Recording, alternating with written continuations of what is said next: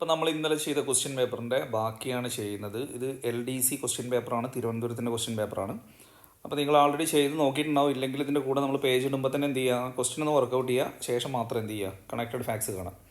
അപ്പോൾ ആദ്യത്തെ ചോദ്യം, താഴെ കൊടുത്ത ജോഡികളിൽ തെറ്റായ ജോഡി ഏത്? Robespierre Jacobin club, April theses VI Lenin, spirit of law Voltaire, long march Mao Zedong. ഇതിൽ റോബസ്പിയർ ജാക്കോബിൻ ക്ലബ്ബ് ശരിയാണ്. രണ്ടാമത്തെ ഏപ്രിൽ തിസീസ് ലെനിൻ അതും ശരിയാണ്. ലോങ് മാർച്ച് മാവോ സേതുങ് അതും ശരിയാണ്. എന്നാൽ സ്പിരിറ്റ് ഓഫ് ലോസ് വോൾട്ടയറിൻ്റെ അല്ല, മൊണ്ടസ്ക്യൂവിൻ്റെയാണ്. സോ ഇവിടെ ആൻസർ എന്ന് പറയുന്നത് നമുക്ക് തെറ്റായ ജോഡിയാണ് ചോദിച്ചിട്ടുള്ളത്. 3 മാത്രം എന്നുള്ളതാണ് അവിടെ ആൻസർ വരുന്നത്. ഈ ചോദ്യങ്ങൾ കംപ്ലീറ്റ്, ഈ മാച്ച് ദ ഫോളോയിങ് അല്ലെങ്കിൽ ഈ തെറ്റായ ജോഡി എന്നുള്ള ചോദ്യം തന്നെ എടുത്തിരിക്കുന്നത് കംപ്ലീറ്റ് CBSEയുടെ ടെക്സ്റ്റ് ബുക്കിൽ നിന്നാണ്. അതായത് 9ാം ക്ലാസ്സിലെ ടെക്സ്റ്റ് ബുക്കിൽ വളരെ ഡീറ്റെയിൽഡ് ആയിട്ട് ഫ്രഞ്ച് വിപ്ലവമൊക്കെ പറയുന്നിടത്ത് ജാക്കോബിൻ ക്ലബ്ബും ആ ജാക്കോബിൻ ക്ലബിൻ്റെ their leader was Maximilien Robespierre എന്നൊക്കെ എന്ത് ചെയ്യുന്നുണ്ട്, വിശദമായിട്ട് പറയുന്നുണ്ട്. അപ്പോൾ ഫ്രഞ്ച് വിപ്ലവത്തിന് ശേഷം ജാക്കോബിൻ ക്ലബ്ബുകളുടെ നേതാവായിട്ടുള്ള റോബസ്പിയറിനെ കുറിച്ചൊക്കെ SCERTയിൽ നിങ്ങൾ വായിച്ചിട്ടുണ്ടാവും. 1793 മുതൽ 1794 വരെയുള്ള ആ റോബസ്പിയറിൻ്റെ കാലഘട്ടം ഭീകരവാഴ്ച, അതും നമുക്ക് പ്രീവിയസ് ക്വസ്റ്റ്യൻ ആണ്. ഭീകരവാഴ്ച, റെയിൻ ഓഫ് ടെററിന് നേതൃത്വം നൽകിയത് ആര് എന്ന് ചോദിക്കാറുണ്ട്. ആ ഭീകരവാഴ്ച ഓർത്തിരിക്കണം. ആ കാലത്താണ് എന്ത് ചെയ്യുന്നത്, ഗില്ലറ്റിൻ എന്ന ആയുധം ഉപയോഗിച്ച് തൻ്റെ ശത്രുക്കളെ മുഴുവൻ ഇല്ലാതാക്കിയത്. ഒടുക്കം റോബസ്പിയറും ഏതിന് ഇരയാവുന്നുണ്ട്, ഗില്ലറ്റിൻ എന്ന് പറയുന്ന ആയുധം. അപ്പോൾ ഗില്ലറ്റിൻ എന്ന് പറയുന്ന ആയുധം ഓർക്കുക, ഭീകരവാഴ്ച ഓർക്കുക. കാലഘട്ടം 1793 ടു 1794. ജാക്കോബിൻ ക്ലബ്ബുകളുടെ ലീഡർ എന്ന് പറയുന്നത് റോബസ്പിയർ. ജാക്കോബിൻ ക്ലബിൻ്റെ നേതാവായിരുന്ന റോബസ്പിയറിൻ്റെ നേതൃത്വത്തിൽ വന്ന ഗവൺമെൻറ് ജാക്കോബിൻ ഗവൺമെൻറ് എന്നും അറിയപ്പെടുന്നു. ഇനി അതിൽ നമുക്ക് രണ്ടാമതെന്ന് പറയുന്നത് ഏപ്രിൽ തിസീസ് ആണ്. ലെനിൻ, നമ്മൾ റഷ്യൻ വിപ്ലവമൊക്കെ പഠിക്കുമ്പോൾ SCERTയിൽ ഏപ്രിൽ തിസീസ് എന്നൊന്നുമില്ല, പക്ഷേ നമ്മൾ കാണുന്നുണ്ട് അതിലെന്ത്, മുമ്പ് സ്വിറ്റ്സർലാൻഡിലേക്ക് ഒളിച്ചോടിയ ലെനിൻ ഫെബ്രുവരി വിപ്ലവം കഴിഞ്ഞ് ഏപ്രിൽ മാസമാകുമ്പോൾ എങ്ങോട്ടേക്ക് തിരിച്ചു വരുന്നു, റഷ്യയിലേക്ക് തിരിച്ചു വരുന്നു. അപ്പോൾ ആ വരുന്ന സമയത്ത് ഏപ്രിൽ മാസത്തിലാണ് തിരിച്ചു വരുന്നത്. ഏപ്രിൽ മാസത്തിൽ തിരിച്ചു വരുമ്പോൾ 3 ഡിമാൻഡുകൾ വെക്കുന്നു. ആ 3 ഡിമാൻഡുകളാണ്: ഒന്ന്, war be brought to a close, യുദ്ധം അവസാനിപ്പിക്കുക. അതായത് 1ാം ലോക യുദ്ധം നടക്കുന്ന സമയമാണ്. അപ്പോൾ നിങ്ങൾ ഇത്രയും മനസ്സിലാക്കേണ്ടുള്ളൂ, സ്വിറ്റ്സർലാൻഡിൽ നിന്നും റഷ്യയിലേക്ക് ലെനിൻ തിരിച്ചു വരുമ്പോൾ 3 ഡിമാൻഡുകൾ മുന്നോട്ട് വെച്ചു. ആ 3 ഡിമാൻഡുകളാണ് എന്തറിയപ്പെടുന്നത്, ഏപ്രിൽ സിദ്ധാന്തം അല്ലെങ്കിൽ ഏപ്രിൽ തിസീസ് എന്നറിയപ്പെടുന്നത്. ഒന്ന്, യുദ്ധം അവസാനിപ്പിക്കുക എന്നുള്ളത്, റഷ്യ യുദ്ധത്തിൽ നിന്നും പിന്മാറുക, 1ാം ലോക യുദ്ധത്തിൽ നിന്നും റഷ്യ എന്ത് ചെയ്യുക, പിന്മാറുക. രണ്ടാമത്തത്, land be transferred to the peasants, ഭൂമി ആർക്ക് കൈമാറുക, കർഷകർക്ക് കൈമാറുക. മൂന്നാമത്തേത്, ബാങ്ക്സ് ബി നാഷണലൈസ്ഡ്, ബാങ്കുകൾ ദേശസാൽക്കരിക്കുക. അപ്പോൾ ഈ 3 ഡിമാൻഡുകൾ എവിടെ ഉണ്ട്, റഷ്യൻ വിപ്ലവത്തിൻ്റെ ഫലങ്ങൾ എന്ന് പറഞ്ഞ് നമ്മൾ 10ാം ക്ലാസ്സിൽ പഠിക്കുമ്പോൾ അവിടെ കൊടുത്തിട്ടുണ്ട്. പക്ഷേ ഏത് പേരില്ല, അവിടെ ഏപ്രിൽ തിസീസ് എന്ന പേരില്ല. അതും എവിടെ മാത്രമേ ഉള്ളൂ, CBSEയുടെ ടെക്സ്റ്റ് ബുക്കിൽ മാത്രമേ എന്ത് ചെയ്തിട്ടുള്ളൂ, ഈ ഏപ്രിൽ തിസീസ് എന്നുള്ള പേര് കൊടുത്തിട്ടുള്ളൂ. സോ ഏപ്രിൽ തിസീസ് ലെനിനുമായി ബന്ധപ്പെട്ടിരിക്കുന്നു. 3 ഡിമാൻഡുകൾ: റഷ്യ യുദ്ധത്തിൽ നിന്നും പിന്മാറുക, ഭൂമി കർഷകന് കൈമാറുക, ബാങ്കുകൾ ദേശസാൽക്കരിക്കുക. ഇനി ഇവിടെ തന്നെ ഓർത്തിരിക്കേണ്ട 2 കാര്യങ്ങളെന്ന് പറയുന്നത്, ഫെബ്രുവരി വിപ്ലവവും ഒക്ടോബർ വിപ്ലവവും റഷ്യൻ വിപ്ലവത്തിൻ്റെ ഭാഗമാണ്. 1917 റഷ്യൻ വിപ്ലവം. ഫെബ്രുവരി വിപ്ലവത്തിന് ശേഷം ഭരണം മെൻഷേവിക്കുകളുടെ നേതൃത്വത്തിലായി. മെൻഷേവിക്കുകളാണ് താൽക്കാലിക ഗവൺമെൻറ് രൂപീകരിച്ചത്. മെൻഷേവിക്കുകളുടെ നേതാവ് ചോദിക്കാറുണ്ട്, അലക്സാണ്ടർ കെറൻസ്കി. നമ്മൾ 10ാം ക്ലാസ് പ്രിലിംസിൻ്റെ പരീക്ഷയിലൊക്കെ ചോദിച്ചതുമാണ്, VOൻ്റെ ക്വസ്റ്റ്യൻ പേപ്പറിൽ ചോദിച്ചതാണ്. മെൻഷേവിക്കുകളുടെ നേതാവ് കെറൻസ്കി. നമ്മൾ വീട്ടിൽ വരുന്ന മീൻകാരനെ ഓർത്താൽ മതി, മീൻകാരൻ, മെൻ കെറൻ എന്നുള്ളത് മെൻഷേവിക്കുകളുടെ നേതാവ് കെറൻസ്കി. ബോൾഷേവിക്കുകളുടെ നേതാവ് ലെനിൻ. അപ്പോൾ ഫെബ്രുവരി വിപ്ലവത്തിന് ശേഷം മെൻഷേവിക്കുകൾ അധികാരത്തിലേറുന്നു. ബോൾഷേവിക്കുകൾ അധികാരത്തിലേറുന്നത് ഒക്ടോബർ വിപ്ലവത്തിന് ശേഷമാണ്. ബോൾഷേവിക്കുകളുടെ നേതാവ് ലെനിനാണ് എന്നുള്ളത് ഓർക്കുക. അപ്പോൾ ഇത്രയാണ് നമുക്ക് അവിടെ ആ ഒരു ഏപ്രിൽ തീസീസുമായി ബന്ധപ്പെട്ട് അധികം അവിടെ പറയാനുള്ളത്. ഇനി അടുത്തെന്ന് പറയുന്നത് സ്പിരിറ്റ് ഓഫ് ലോസ് എന്ന പുസ്തകമാണ്. അത് മൊണ്ടെസ്ക്യൂവിൻ്റെ പുസ്തകമാണ്. ആരുടേതല്ല? വോൾട്ടയറുടേതല്ല. അതേ CBSE ടെക്സ്റ്റിൽ തന്നെ നമുക്ക് കാണാൻ പറ്റും എന്ത് 4 പുസ്തകങ്ങൾ അവിടെ, അതായത് 4 ചിന്തകരെ ഹൈലൈറ്റ് ചെയ്ത് പറഞ്ഞിട്ടുണ്ട്. ഒന്ന് നമുക്കറിയാം റൂസോയാണ്. റൂസോയുടെ പ്രധാനപ്പെട്ട പുസ്തകമാണ് സോഷ്യൽ കോൺട്രാക്റ്റ്, സാമൂഹ്യ ഉടമ്പടി എന്ന് പറയുന്ന പുസ്തകം. അത് നിങ്ങൾക്ക് എല്ലാവർക്കും പരിചയമാണ്, കാരണം SCERTയിലും അതുണ്ട്. മനുഷ്യൻ സ്വതന്ത്രനായി ജനിക്കുന്നു, പക്ഷേ എല്ലായിടത്തും അവൻ ചെങ്ങലകളിലാണ് എന്നുള്ളത് അത് മലയാളം ടെക്സ്റ്റ് ബുക്കുകളിലും ഉണ്ട്, ഈ പറയുന്ന CBSE ടെക്സ്റ്റ് ബുക്കുകളിലും ഉണ്ട്. രണ്ടാമത്തെ ആളെന്ന് പറയുന്നത് ജോൺ ലോക്കിനെയാണ്. ജോൺ ലോക്കിൻ്റെ 2 ട്രീറ്റീസസ് ഓഫ് ഗവൺമെൻറ്, ഇതും നമ്മളവിടെ ഓർക്കണം. അപ്പോൾ നിങ്ങൾ ഓർക്കുന്ന ഒരു കാര്യം എന്ന് പറയുന്നത് ഇത് ഇംഗ്ലീഷ് മീഡിയം അല്ല, ഇതൊക്കെ ഞങ്ങളൊരു 10ാം ക്ലാസ് ലെവലിലൊക്കെ, ഇത് LDCയുടെ ക്വസ്റ്റ്യൻ പേപ്പറാണ് നമ്മളിപ്പോൾ ഈ ചെയ്തുകൊണ്ടിരിക്കുന്നത്. ആ LDCയിലെ ആ തെറ്റായ ജോഡിയിൽ വന്ന 4 എണ്ണം എവിടെ നിന്ന് വലിച്ചിട്ടതാ? ഈ പറയുന്ന CBSE ടെക്സ്റ്റ് ബുക്കുകളിൽ നിന്ന് വലിച്ചിട്ടതാണ്. അപ്പോൾ അവിടെ നമ്മൾ നിർബന്ധമായിട്ടും എന്ത് ചെയ്യണം? അവിടെ ഓർത്തിരിക്കേണ്ടതാണ്. കാരണം ദ സ്പിരിറ്റ് ഓഫ് ലോസ് ഇതാണ് അവിടെ കൊടുത്തിട്ടുണ്ടായിരുന്നത്. അത് ആരുടേതാ? മൊണ്ടെസ്ക്യൂവിൻ്റേതാണ്. അപ്പോൾ മൊണ്ടെസ്ക്യൂവിൻ്റെ 2 പുസ്തകങ്ങൾ, ദ പേർഷ്യൻ ലെറ്റേഴ്സ് എന്ന പുസ്തകവും ദ സ്പിരിറ്റ് ഓഫ് ലോസ് എന്ന പുസ്തകവും, നിയമങ്ങളുടെ അന്തസത്ത എന്ന് പറഞ്ഞ് മലയാളത്തിലൊക്കെ നമ്മൾ കാണാറുണ്ട്. അപ്പോൾ ജോൺ ലോക്കിൻ്റെ 2 ട്രീറ്റീസസ് ഓഫ് ഗവൺമെൻറ്റിൻ്റെ 2 ഉടമ്പടികൾ, മൊണ്ടെസ്ക്യൂവിൻ്റെ Persian letters, spirit of the laws. പിന്നെ ഇവിടെ തന്നെ എടുത്തു പറയുന്നത് ആരാണ് ഗവൺമെൻറ്റിനെ 3 ഘടകങ്ങളായിട്ട്, അതായത് അവിടെ എടുത്തു പറയുന്നത് 3 വിഭാഗം ഉണ്ടാവണം. 3 ഓർഗൻസ്, ലെജിസ്ലേച്ചർ, എക്സിക്യൂട്ടീവ്, ജുഡീഷ്യറി. അതും ആരുടെ ആശയമാണ്? മൊണ്ടെസ്ക്യൂവിൻ്റെ. അത് 3 ഡെസ്കുകൾ എന്ന് വായിച്ചാൽ മതി. ജുഡീഷ്യറി, എക്സിക്യൂട്ടീവ്, ലെജിസ്ലേച്ചർ എന്നുള്ള ആ രീതിയിൽ 3 വിഭാഗങ്ങൾ ഉണ്ടായിരിക്കണം എന്ന് പറയുന്നത് ആരാണ്? മൊണ്ടെസ്ക്യൂ ആണ്. പിന്നെ നമുക്ക് വോൾട്ടയറിൻ്റെ കാൻഡിഡ് എന്ന് പറയുന്ന ഒരു പുസ്തകം ഇവിടെ ഹൈലൈറ്റ് ചെയ്ത് പറഞ്ഞിട്ടുണ്ട്.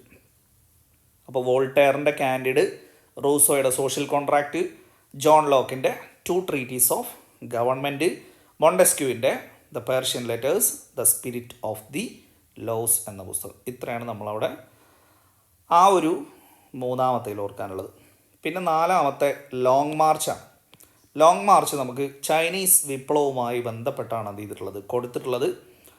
ഇവിടെ ചൈനീസ് വിപ്ലവവുമായി ബന്ധപ്പെട്ട് ലോങ് മാർച്ച് മാവോ സേതുങ്ങാണ് നേതൃത്വം കൊടുക്കുന്നത്. എപ്പോൾ? 1934 എന്ത് ചെയ്യുന്നത്?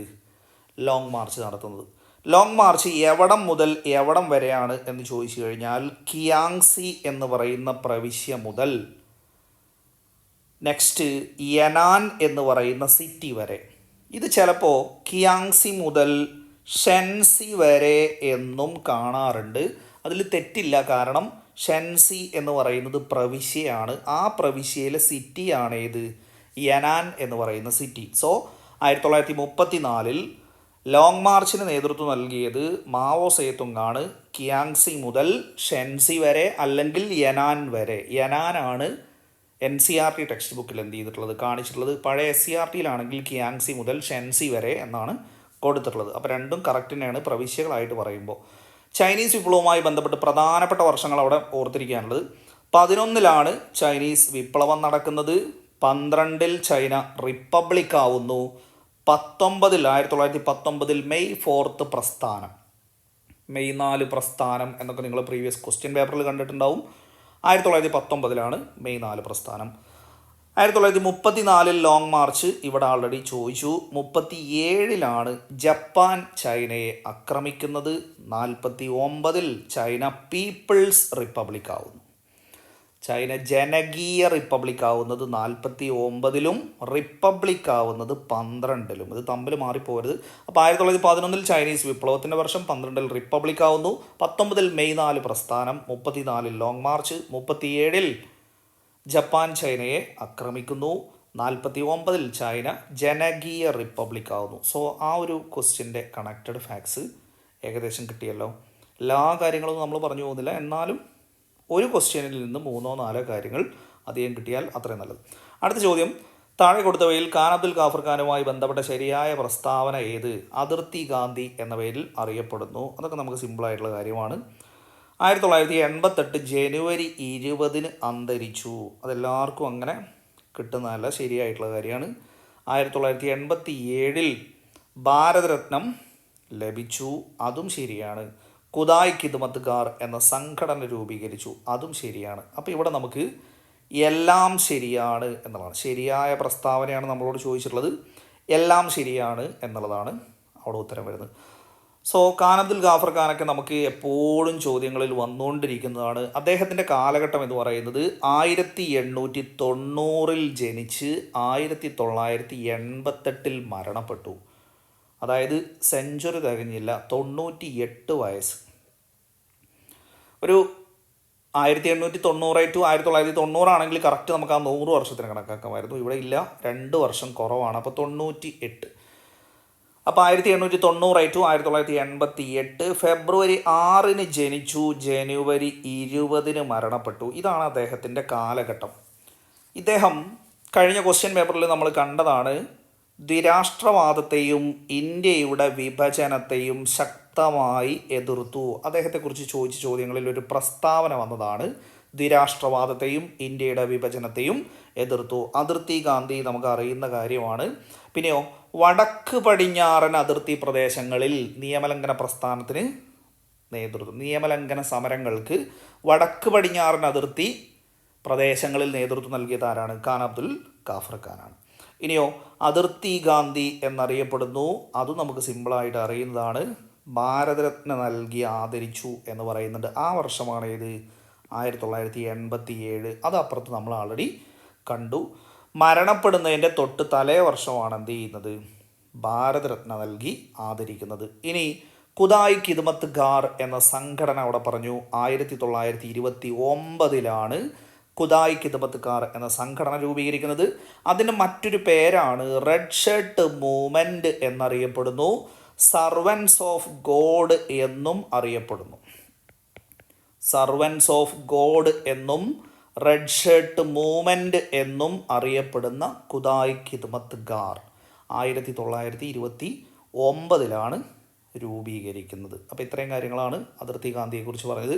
1890 ടു 1988 റെഡ് ഷർട്ട് മൂവ്മെൻറ്റ് അല്ലെങ്കിൽ ഖുദായ് ഖിദ്മത്ത്ഗാർ, സർവൻസ് ഓഫ് ഗോഡ് 1929 രൂപീകരിച്ചു. ദ്വിരാഷ്ട്രവാദത്തെയും ഇന്ത്യ വിഭജനത്തെയും എതിർത്തു. വടക്ക് പടിഞ്ഞാറൻ അതിർത്തി പ്രദേശങ്ങളിൽ നിയമലംഘന പ്രസ്ഥാനങ്ങൾക്ക് നേതൃത്വം നൽകി. ഇനി നമുക്കവിടെ അടുത്ത ചോദ്യം, സ്വാതന്ത്ര്യാനന്തരം സംസ്ഥാന പുനർസംഘടനാ കമ്മീഷൻ രൂപീകരിച്ചു. ഇതുമായി ബന്ധപ്പെട്ട് താഴെ കൊടുത്ത പ്രസ്താവനകളിൽ ശരിയേത്? ഇത് രൂപീകരിച്ചത് 1953. ഇത് ഷാ കമ്മീഷൻ എന്ന പേരിലും അറിയപ്പെടുന്നു, അത് തെറ്റാണ്. ഫസൽ അലി, HN കുൻസ്രു എന്നിവർ ഇതിൽ അംഗങ്ങളായിരുന്നു, അത് ശരിയാണ്. ഈ കമ്മീഷൻ്റെ നിർദ്ദേശപ്രകാരം ആദ്യം രൂപീകരിച്ച സംസ്ഥാനം ആന്ധ്രാപ്രദേശാണ്. അത് നമുക്ക് ഉത്തരങ്ങളിൽ അത് ഉൾപ്പെടുത്തണോ വേണ്ടയോ എന്നുള്ളത് അതിൽ തന്നെ. കാരണം ആന്ധ്ര ഈ കമ്മീഷൻ വരുന്നതിന് മുന്നേ തന്നെ എന്ത് ചെയ്യുന്നുണ്ട്? രൂപീകരിക്കുന്നുണ്ട്.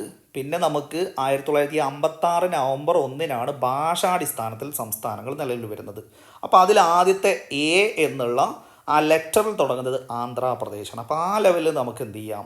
ഇവിടെ ആദ്യത്തെ എന്നുള്ള ലെവലിൽ ആ പോയിൻറ്റിനെയും അതിലേക്ക് ചേർക്കാം. അല്ലാതൊരു ഓപ്ഷൻ നമുക്കിവിടെ എന്ത് ചെയ്യുന്നില്ല, വരുന്നുമില്ല. അപ്പോൾ ഇവിടെ നമുക്ക് ശരിയായത് എന്നാണ് ചോദ്യം. അങ്ങനെ നോക്കുമ്പോൾ 1, 3, 4 ശരിയാണ് എന്ന ഓപ്ഷൻ നമ്മൾ സെലക്ട് ചെയ്യേണ്ടി വരും. അപ്പോൾ സംസ്ഥാന പുനർസംഘടന ഭാഷാടിസ്ഥാനത്തിൽ എന്നുള്ളത് 10ാം ക്ലാസ്സിൽ തന്നെ എന്ത് ചെയ്യുന്നുണ്ട്, നമുക്ക് ടെക്സ്റ്റ് ബുക്കിൽ കൊടുത്തിട്ടുണ്ട്. സംസ്ഥാന പുനർസംഘടനാ കമ്മീഷൻ രൂപീകരിച്ചു. 1953 രൂപീകരിച്ചത്. 55 എന്ത് ചെയ്യുന്നു? അവർ റിപ്പോർട്ട് സമർപ്പിക്കുന്നു. 1955. 56 നവംബർ 1 എന്ത് ചെയ്യുന്നത്? സംസ്ഥാന പുനർസംഘടനാ നിയമം നിലവിൽ വരുന്നത്. അതിവിടെ പറയുന്നുണ്ട് റിപ്പോർട്ടിൻ്റെ അടിസ്ഥാനത്തിൽ 56 സംസ്ഥാന പുനർസംഘടനാ നിയമം പാർലമെൻറ്റ് പാസ്സാക്കി. അപ്പോൾ അതെപ്പോൾ നിലവിൽ വരുന്നു? 56 നവംബർ 1 നിലവിൽ വരുന്നു.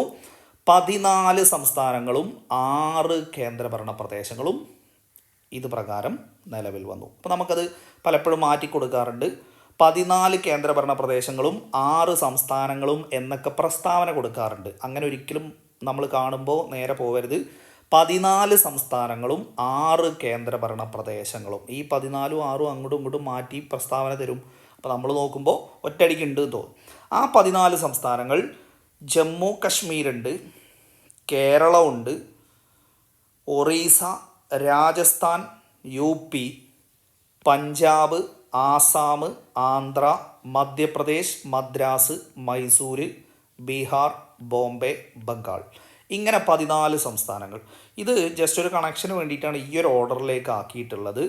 ഇപ്പോൾ ഇവിടെ കശ്മീർ എന്നുള്ളതിൽ ക്യാഷ് എന്ന് കാണാം. ക്യാഷ് ഉണ്ടെങ്കിൽ കേരള എന്നുള്ളത് കൊടുക്കുക, കേരളം എടുക്കുക. കാശ് ഉണ്ടെങ്കിൽ കേരളത്തിൽ. ഒറീസ, രാജസ്ഥാൻ, UP ഇത് മൂന്നും കൂടെ ചേർത്തിട്ട് ഒരു എന്നാക്കാം. അപ്പോൾ കാശുണ്ടെങ്കിൽ കേരളത്തിൽ ഒരു, പഞ്ചാബ് എന്നുള്ളതിലെ P എടുക്കാം. ആസാമും ആന്ധ്രയും A ലെറ്ററിൽ നമുക്ക് 2 സംസ്ഥാനങ്ങൾ. മധ്യപ്രദേശ്, മദ്രാസ്, മൈസൂർ M എന്നുള്ള അക്ഷരത്തിൽ എമ്മിനെ ചരിച്ചിട്ടാൽ 3 എന്നുള്ളതാണ്. അപ്പം അതിൽ 3 സംസ്ഥാനങ്ങൾ മധ്യപ്രദേശ്, മദ്രാസ്, മൈസൂർ. B എന്നുള്ള ലെറ്ററിലും 3 എണ്ണം. B എന്ന് എഴുതുമ്പോൾ തന്നെ ഒരു വര ഇട്ടിട്ട് പിന്നെ 3 എന്നുള്ള സംഖ്യയാണ്. അപ്പോൾ അവിടെ 3 എണ്ണം. ബീഹാർ, ബോംബെ, ബംഗാൾ അവിടെ 3 എണ്ണം അവിടെ ഓർത്തിരിക്കുക. നമ്മൾ ഈ മന്ത്രവാദികളൊക്കെ ഇങ്ങനെ ഈ പൂജയൊക്കെ ചെയ്യുന്ന സമയത്ത് ബീം ബൂം ബാ എന്ന് പറഞ്ഞിട്ട് എന്ത് ചെയ്യാറുണ്ട്, മന്ത്രമൊക്കെ ചൊല്ലാറുണ്ട്. ബീം എന്നുള്ളത് ബീഹാർ, ബൂം എന്നുള്ളത് ബോംബെ, ബാ എന്നുള്ളത് ബംഗാൾ. അങ്ങനെ കണ്ടാലും മതി. ബീഹാർ, ബംഗാൾ, ബോംബെ 3 എണ്ണം. അപ്പോൾ 14 സംസ്ഥാനങ്ങൾ. അപ്പോൾ കാശുണ്ടെങ്കിൽ കേരളത്തിൽ ഒരു പമ്പ് തുടങ്ങാം എന്ന് ചേർത്ത് വായിക്കാം. 14 സംസ്ഥാനങ്ങൾ. പിന്നെയോ 6 കേന്ദ്രഭരണ പ്രദേശങ്ങൾ. Himachal Pradesh H, Manipur M, T, Tripura. നമ്മൾ വാച്ചിൻ്റെ കമ്പനി കേട്ടിട്ടുണ്ടാവും HMT. HMTയുടെ വാച്ചാണല്ലേ എന്നുള്ള ലെവലിൽ ഒന്ന് ഓർത്താൽ HMT ഡേ ഡൽഹി, ആണല്ലേ എന്നുള്ളത് ആൻഡമാൻ നിക്കോബാർ, ലേ ലക്ഷദ്വീപ്. സോ ലക്ഷദ്വീപ് 1, ആൻഡമാൻ നിക്കോബാർ 2, ഡൽഹി 3, ത്രിപുര 4, മണിപ്പൂർ 5, ഹിമാചൽ പ്രദേശ് 6.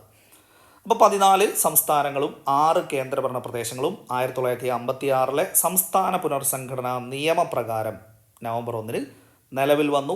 ഫസൽ അലി കമ്മീഷൻ എന്നറിയപ്പെടുന്ന കമ്മീഷനെ 53 നിയമിച്ചു, 55 റിപ്പോർട്ട്. അതിൽ നമുക്കറിയാം 3 ആളുകൾ. ആ 3 ആളുകൾ ഫസൽ അലി, HN കൻസ്രു, മലയാളിയായ KM പണിക്കർ. ആ മലയാളിയെ നമുക്ക് എടുത്ത് ചോദിക്കാറുണ്ട്. പിന്നെ അവിടെ ഓപ്ഷനിൽ നമ്മൾ കണ്ട ഒരു ഷാ കമ്മീഷൻ 1966 ഷാ കമ്മീഷനെ അപ്പോയിൻറ്റ് ചെയ്യുന്നത്. എന്തിനു വേണ്ടിയിട്ട്? പഞ്ചാബിനെയും ഹരിയാനയെയും വിഭജിക്കുന്നതിനെക്കുറിച്ച് പഠിക്കാൻ വേണ്ടിയിട്ടാണ് എന്ത് ചെയ്യുന്നത്. അതായത് പഞ്ചാബിൽ നിന്ന് പുതിയൊരു സംസ്ഥാനം എന്ത് ചെയ്യുന്നു, രൂപീകരിക്കണം. അപ്പോൾ അതിനെക്കുറിച്ച് പഞ്ചാബിനെ വിഭജിക്കുന്നതിനെക്കുറിച്ച് പഠിക്കാൻ വേണ്ടിയിട്ടാണ് ഷാ കമ്മീഷൻ രൂപീകരിക്കുന്നത്. അതിൻ്റെ അടിസ്ഥാനത്തിലാണ് 66 ഹരിയാന നിലവിൽ വരുന്നത്. 1966 നവംബർ 1 ഹരിയാന സംസ്ഥാനം നിലവിൽ വരുന്നത്. അപ്പോൾ അതിലേക്ക് നയിച്ച കമ്മീഷനാണ് ഏത്? ഷാ കമ്മീഷൻ. പഞ്ചാബ്, ഹരിയാന സംസ്ഥാനങ്ങളെ പഞ്ചാബിനെ വിഭജിക്കുന്നതിനെക്കുറിച്ച് പഠിക്കാൻ വേണ്ടിയിട്ടുള്ള കമ്മീഷൻ ഷാ കമ്മീഷൻ. അതിൻ്റെ അടിസ്ഥാനത്തിൽ 66 ഹരിയാന എന്ന സംസ്ഥാനം നിലവിൽ വന്നു. സോ ഒത്തിരി കണക്റ്റഡ് ഫാക്ട്സ് കിട്ടിയാലോ. അപ്പോൾ ഇതിനനുസരിച്ചിട്ട് എന്ത് ചെയ്യുക, നമ്മൾ ബാക്കിയുള്ളതും കൂടെ നമ്മൾ ഡിസ്കസ് ചെയ്യും. വീണ്ടും കാണാം. Thank you.